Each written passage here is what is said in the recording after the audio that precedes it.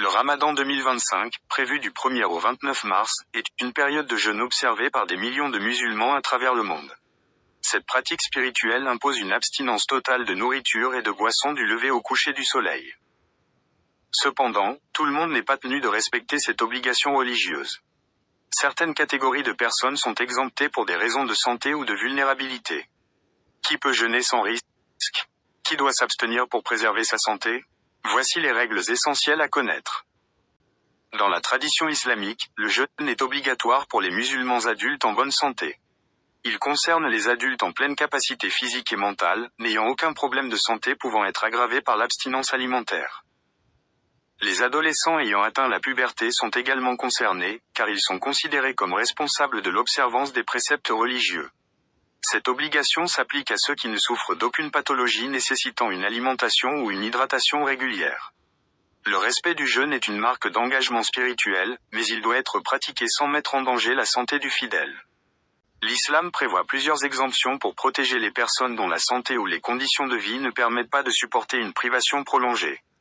Les enfants avant la puberté ne sont pas soumis à l'obligation du jeûne. Ils peuvent y être initiés progressivement, mais sans contrainte. Les personnes âgées, dont le métabolisme ralentit avec le temps, peuvent être dispensées si elles souffrent de maladies chroniques comme le diabète, l'hypertension ou les troubles cardiovasculaires. Les femmes enceintes et allaitantes sont également concernées par cette exemption. Le jeûne peut provoquer des carences nutritionnelles pour la mère et l'enfant. Si cette privation met en péril leur santé, elles peuvent reporter leur jeûne à une période plus adaptée. Les personnes atteintes de maladies chroniques ou nécessitant un traitement médicamenteux quotidien doivent consulter un médecin avant de décider de jeûner. Le voyage est une autre situation où le jeûne peut être reporté. Lorsqu'un fidèle est en déplacement prolongé ou effectue un voyage fatigant, il est autorisé à ne pas jeûner pour éviter toute contrainte excessive. Les personnes exerçant un travail pénible, comme les ouvriers du bâtiment ou les agriculteurs travaillant sous une chaleur accablante, peuvent également être dispensés si le jeûne représente un risque pour leur santé. Pour ceux qui ne peuvent pas jeûner mais qui souhaitent respecter leur engagement religieux, l'islam prévoit des compensations. La plus courante est la fidya, qui consiste à nourrir une personne démunie pour chaque jour non jeûné.